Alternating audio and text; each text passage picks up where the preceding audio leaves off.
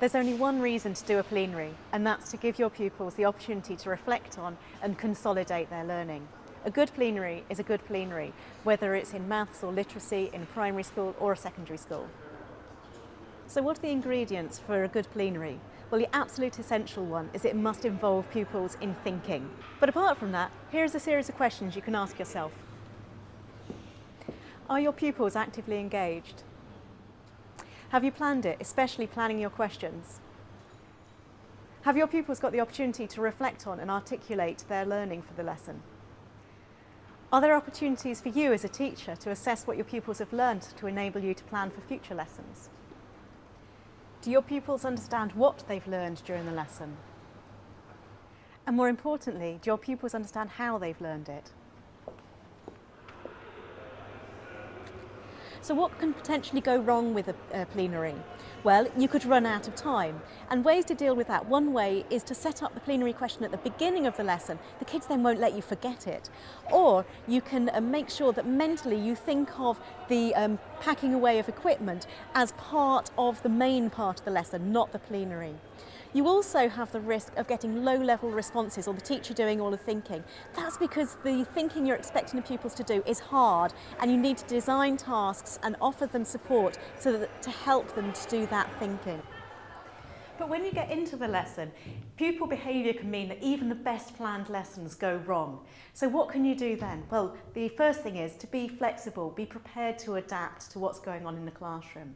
Give the pupils warning that the plenary is coming so that you can head off some poor behaviour.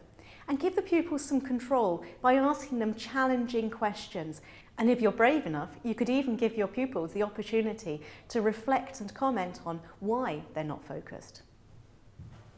So here are some examples of practical strategies that you can use for your plenaries in the classroom. So you can get the pupils working to summarise their learning. You could get them working in groups or as a whole class to write a single sentence that sums up what they've learned during the lesson. Or you could get them writing 5 golden rules or top tips or important things from the lesson that they've learned today. You can also revisit the learning objectives. You could get the pupils to traffic light or thumbs up or thumbs down, or even place themselves along a spectrum along the line of the classroom to say how they feel they've done against the learning objectives. Or you can get them to go back through their work with a highlighter pen or a pencil to underline 2 things that they think they've done particularly well during the lesson and 1 thing that they think they could improve on. And if you've got time, actually get them to improve on that as well.